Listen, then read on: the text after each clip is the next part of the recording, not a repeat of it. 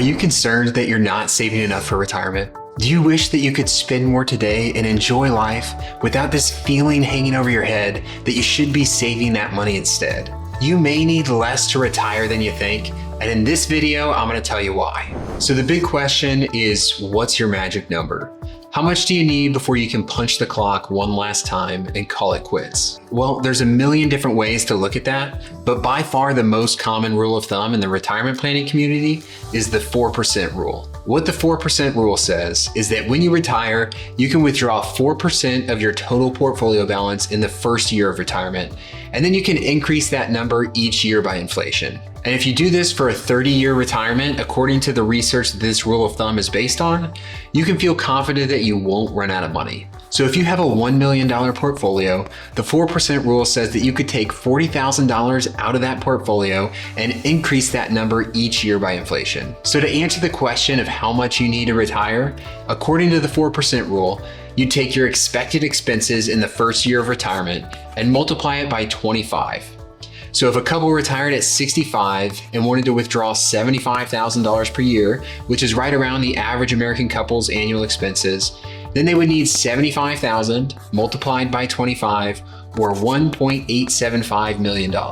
Now, for many people, that feels like a really big number, especially when we're talking about supporting the average American's annual expenses. And it's almost certainly far more than you actually need. The problem is when you're starting from zero or feel like you're behind and then you're told that you need millions of dollars to retire, it's discouraging because that feels insurmountable. It makes sense that you would feel a pressure to save every marginal dollar. But when you look at the reality of the retirement picture and see that you may need less than you think, it gives you some freedom with what you do today. You can enjoy today more and be more generous with your money without this massive savings goal hanging over your head. So let's go over a few reasons why you probably need less than you think. Number one, Social Security. If you're plugging in numbers into a retirement calculator online, it's pretty much guaranteed that they're going to ignore Social Security. And they do this because it complicates a simple calculator. But Social Security is a huge source of retirement income and the most important source for many people. Now, I know there are questions about the future of Social Security and the funding gap, but it's going to continue to exist in some form for those of us in our working years. Let me give you an idea of just how much Social Security changes the retirement picture. The average American household income was around $102,000 in 2023, according to the Bureau of Labor Statistics. Now that's per household, not per household member. So let's just say that we have a 40-year-old couple and they'll each make $50,000 this year. If we plug that into the Social Security Administration's benefit estimator, we can see the estimated Social Security benefit per person depending on the age that they start taking Social Security. Now, the first thing you may notice is how big the difference is between claiming at age 62 and claiming at age 70. You'll get a pay raise for the rest of your life for every month that you delay claiming Social Security from age 62 until 70. Waiting to claim your benefit can be one of the best ways to support a successful retirement. So if both members of this couple delayed claiming Social Security until 70, which may not be the ideal choice, but that's for another video, if they did that, they would have nearly $5,000 per month in Social Security income. Now that's $60,000 per year. So for the couple that wants to spend $75,000 per year, there's now only a $15,000 per year gap, which they would need to fill with their investments from age 70 on. So if we take the 4% rule at age 70 with the $15,000 per year that they need from their investments, then 15,000 times 25 equals 375,000. So at age 70, their investment portfolio would need to be $375,000 in order to support their lifestyle. Now, what if they wanted to retire before age 70? Well, then their investments would need to bridge that gap until they claim Social Security. Let's say that this couple wanted to retire at 65, and just to be conservative here, we'll say that their investments from age 65 until 70 grow at the pace of inflation, but nothing more. Then to cover the 5 years before Social Security, they would just need 5 years of annual expenses saved. 5 times 75,000 equals 375,000. So if we take that 375,000 that they need for the 5 years before Social Security, plus the 375,000 that they need at age 70, then the total that they would need to retire at age 65 is $750,000.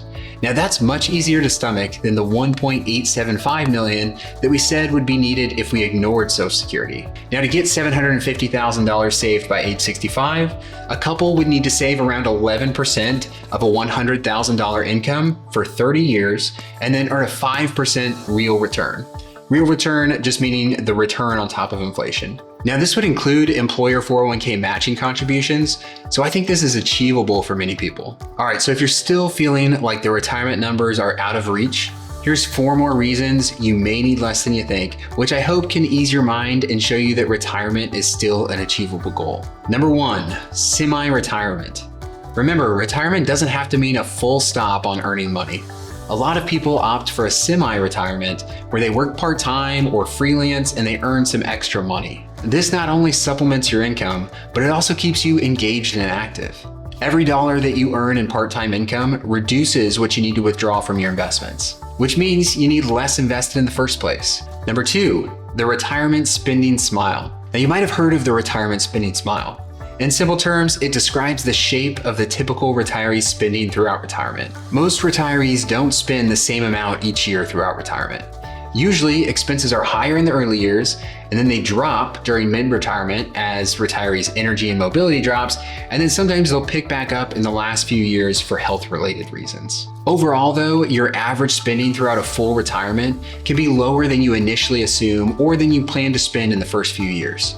This natural dip means that your portfolio might stretch further than a static 4% rule would suggest. Number 3, a dynamic spending strategy can stretch your dollars further. And by dynamic spending, I mean being flexible with your expenses. The ability to cut back in years where investments are down has a really big impact on the longevity of your investments. Now this means that your planned retirement expenses can't be bare bones basic necessities. There has to be some cushion there, which means that you could cut back on a few things if your investments aren't doing well. By having this flexibility, the average safe withdrawal rate across your retirement could potentially be extended beyond that 4%. All right, and the last one, number 4, home equity. If you own a home, there's a high likelihood that it's one of your biggest assets. Many retirees have significant equity built up in their home, which can be tapped into in retirement. Now, whether that's through downsizing, a reverse mortgage, or a home equity line of credit, tapping into your home's value can provide an extra cushion, which again, most people completely ignore. Now, I do realize that many people aren't saving as much as they should for retirement. However, there are also a lot of people that feel like they aren't saving enough, but in reality, they're doing just fine. When you factor in things like Social Security, part-time income, natural retirement spending patterns, flexible spending, and even home equity, the retirement gap may not be as wide as you think. And this is where a plan can be really valuable. Think of it like a roadmap that ties together every aspect of your retirement strategy. It helps you see the full picture and understand whether you're on track, and if not, what you need to do to get there. Ultimately, a well-crafted financial plan allows you to confidently balance enjoying life today and also preparing for tomorrow. If you've never worked with a financial planner before, then reach out to me and I can help. Scan the QR code or click on the link below for a free planning session where we can see what's possible. And if you enjoyed this video, please hit that like button and subscribe for more content helping you make smarter money decisions.